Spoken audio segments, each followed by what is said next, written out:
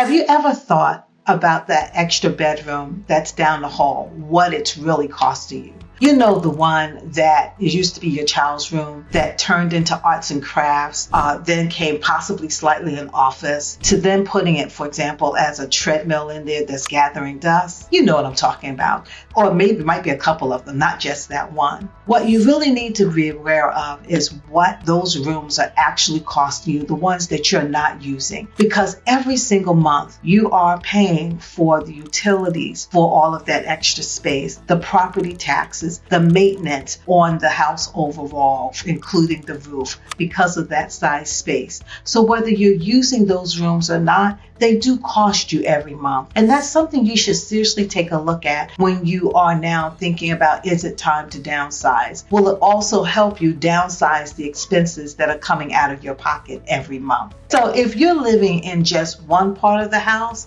I would definitely encourage you to take a look at that cost and how much of the house you're living in, and then translate that potentially into a smaller home that has those spaces that you're actually living in.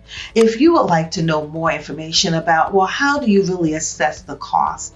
Feel free to give me a call, text, or email, because I'm always happy to help.